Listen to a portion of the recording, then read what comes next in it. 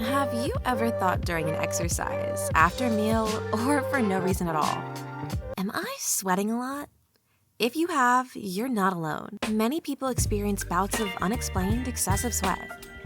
In this video, we'll explain some of the causes of excessive sweating, what hyperhidrosis is, and some remedies to help tame excessive sweat so you can feel confident. Everyone sweats, it's normal, it's healthy, and it's part of our body's complex cooling system. Without sweat, we'd constantly battle the threat of heat stroke, and fevers would be absolutely terrifying. But for a not-so-small segment of the world population, sweat can be a constant burden. When normal sweat turns to excessive sweating, it's extremely annoying. It's uncomfortable, embarrassing, and can leave you feeling anxious and isolated. Without getting into the nitty-gritty of sweat science, sweating is part of your incredible internal cooling system. When your body gets too hot due to exercise, it releases that extra heat via sweat on your skin. Your body expels the extra heat as the sweat evaporates into the air. Every person has anywhere from 2 to 4 million sweat glands. There are two main types of sweat glands, eccrine and apocrine. Eccrine glands are the most common and are found all over the surface of the body. They are most numerous on the palms of the hands and soles of the feet. Apocrine glands are common in the armpits and groin area. Sweat glands become completely activated during puberty.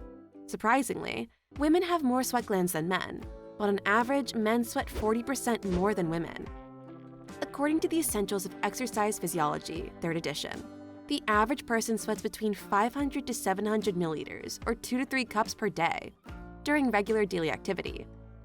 Since a lot of sweat evaporates, and carrying around a vial to collect and measure the dripping sweat would be ridiculous, how do you know how much you're sweating and if you're sweating more than you should be? Experts agree that if you suffer from excess sweating, you probably already know it. It's very difficult to quantify, but most people really do understand when they are sweating too much, says Deanna Glaser, MD, president of the International Hyperhidrosis Society, and a professor of dermatology at St. Louis University.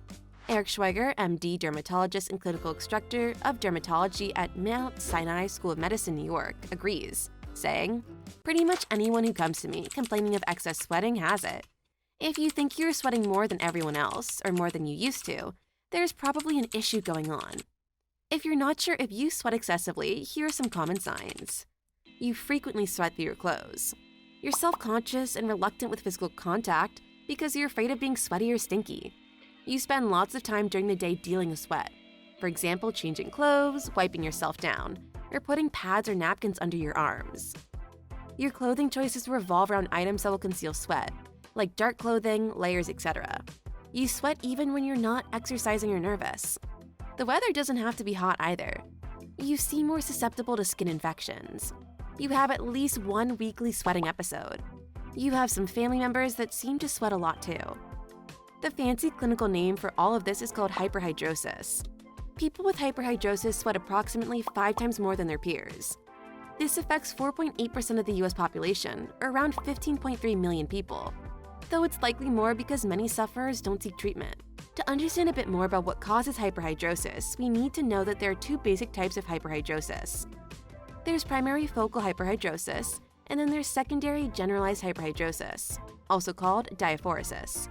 Focal hyperhidrosis generally appears in adolescence or early adulthood, and typically, you'd sweat profusely in one area or a few specific areas like your feet, hands, face, or armpits. On the other hand, generalized hyperhidrosis affects the entire body, or large areas like the whole back, abdomen, arms, or legs. Unlike focal hyperhidrosis, generalized hyperhidrosis can appear at any point in your life. It's more of a spontaneous onset of excess sweating versus a lifelong condition. Now, the difference between the two is that focal hyperhidrosis is the disorder. It's not usually a result of some underlying cause. Conversely, generalized hyperhidrosis usually has an underlying cause. To put it simply, you've had focal hyperhidrosis since you were a teenager, and it affects a specific area. There's likely no underlying disorder or disease. Generalized hyperhidrosis came in like a wrecking ball, and it affects your whole body, or substantial portions of it. It's probably caused by something else. If either of the scenarios above feels familiar, you might want to talk with your doctor about hyperhidrosis. Your doctor can help you determine if you are sweating too much, if it's general or focal hyperhidrosis, and what possible treatments are available to you.